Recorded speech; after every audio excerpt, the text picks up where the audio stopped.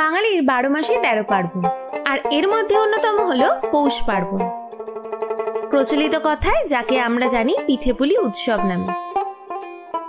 বাঙালির হেসেল জুড়ে বাহারি পিঠে পুলি, নতুন গুড়ের পায়েসের সম্মান নিয়ে পালন করা হয় এই পিঠেপুলি উৎসব।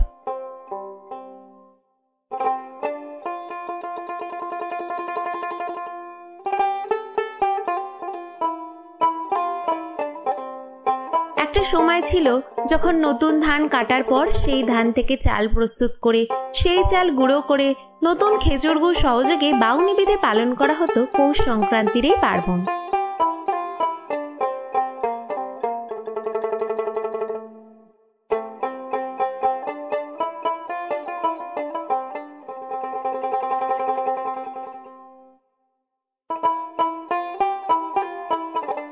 বাড়ির মা ঠাকুমারা পিঠে পুলি তৈরি করার জন্য ঢেকিতে চাল গুঁড়ো করতে, তারপর নলেন গুড়, দুধ, নারকেল সহযোগে তৈরি হয়ে উঠত গোকুল পিঠে, ভাপা পিঠে, দুধ পুলি, পাটিসাপটা, আরো কত কি।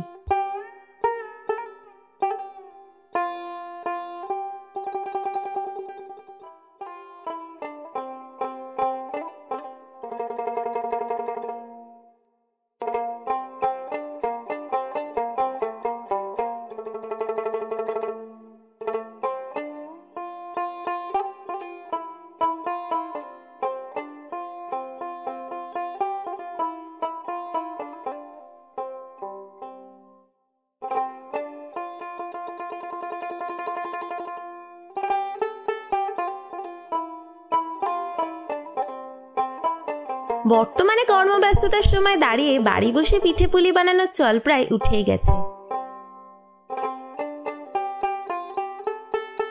সেই জন্য প্রতি বছর শহরের বিভিন্ন রেস্টুরেন্টে আয়োজন করা হয় পিঠে পার্বণ,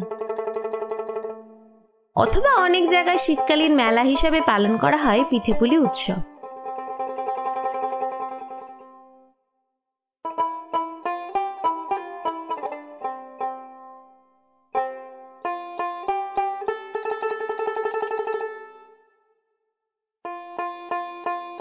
সময়ের সাথে সাথে মানুষের খাবারের স্বাদের বদল হয়তো ঘটেছে, কিন্তু শীতের আমেজকে দ্বিগুণ বাড়াতে পিঠেপুলির যে জুড়ি মেলা ভার, তা নিঃসন্দেহে স্বীকার করে নেওয়াই যায়।